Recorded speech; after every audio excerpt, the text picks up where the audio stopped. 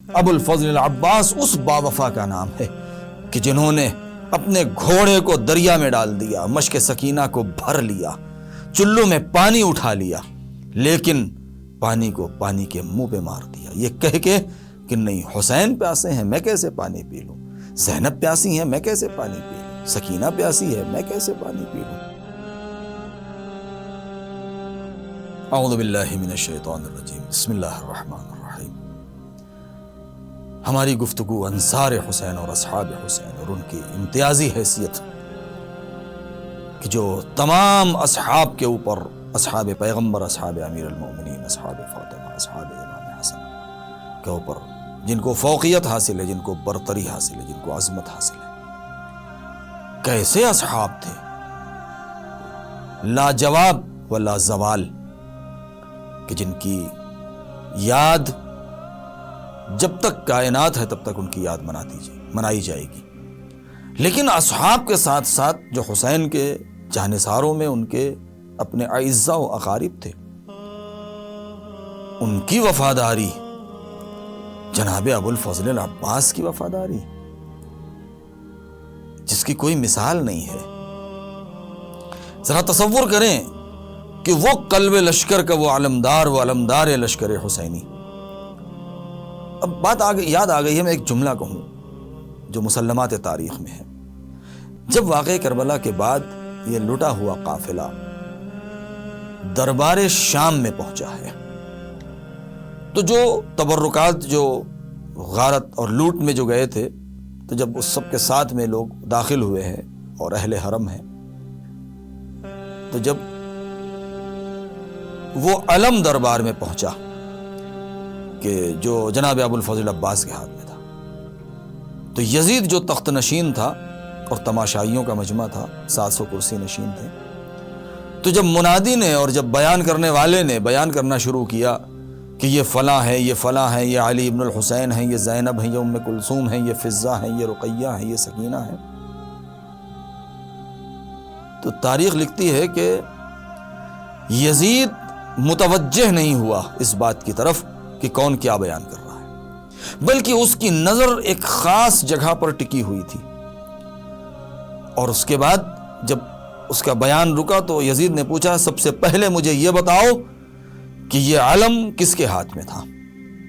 لوگ حیرت میں کہ اسے بیان کچھ کیا جا رہا ہے لیکن حاکم کچھ اور پوچھ رہا ہے۔ کہا نہیں، سب سے پہلے یہ بتاؤ کہ یہ علم کس کا ہے؟ کہا یہ لشکر حسینی کا علم ہے۔ کہا یہ بتاؤ کہ یہ کس کے ہاتھ میں تھا؟ کہا کہ آپ یہ کیوں پوچھ رہے ہیں؟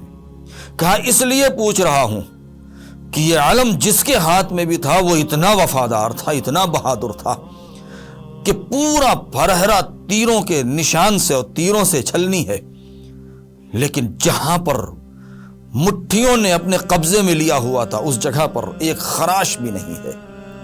تب بتانے والوں نے بتایا کہ یہ حسین کا وفادار بھائی عباس کے ہاتھ میں تھا، عباس ابن علی کے ہاتھ میں، یعنی سرکار ابو الفضل العباس اس باوفا کا نام ہے کہ جنہوں نے اپنے گھوڑے کو دریا میں ڈال دیا، مشک سکینہ کو بھر لیا، چلو میں پانی اٹھا لیا، لیکن پانی کو پانی کے منہ پہ مار دیا، یہ کہہ کے کہ نہیں، حسین پیاسے ہیں میں کیسے پانی پی لوں، زینب پیاسی ہیں میں کیسے پانی پی لوں، سکینہ پیاسی ہے میں کیسے پانی پی لوں۔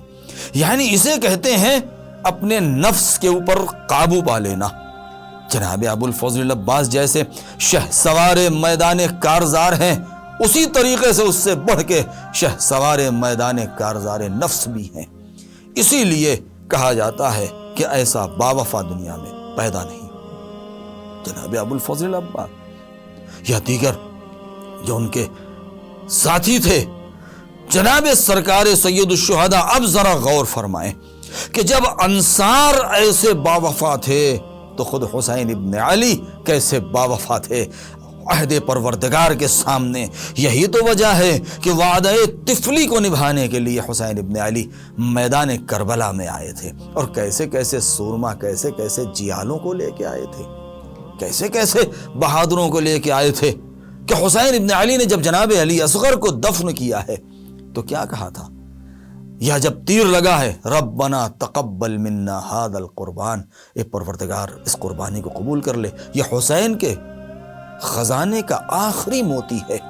یا جناب علی اکبر کہ جب میت پر پہنچے ہیں، جب ایڑیاں رگڑ رہے تھے تو کیا فرمایا؟ بنیا استرحت من حم الدنیا وغمها وبقي ابوك وحيدا هل من ناصر ينصرنا۔ حسین آخری مرحلے میں جب اکیلے بچے ہیں تو کہنے کون ہے جو میری مدد کرے، کون ہے جو میری نصرت کرے؟ کیا حسین اپنی جان بچانا چاہتے تھے؟ جس نے عباس کو قربان کیا ہو، جس نے حبیب ابن مظاہر کو قربان کیا ہو، جس نے اکبر کو قربان کیا ہو، نہیں، وہ قیامت تک کے لیے، وہ آئندہ حق کی نصرت کے لیے ناصر کو بلا رہے تھے۔ آج اگر ہم لبیک یا حسین کہتے ہیں، یہ حسین کے اسی حل من ناصر کا جواب ہے۔ لہذا ہم ویسے تو نہیں بن سکتے ہیں، مگر کم سے کم شہدائے کربلا اور انصار حسینی کے کردار سے کچھ تو حاصل کر سکتے ہیں اور اپنے کو وفادار ثابت کر سکتے ہیں۔ اگر ہم لبیک یا حسین کہتے ہیں تو ہمارے اندر وہ جذبہ ہونا ضروری ہے۔ والسلام علیکم ورحمۃ اللہ وبرکاتہ۔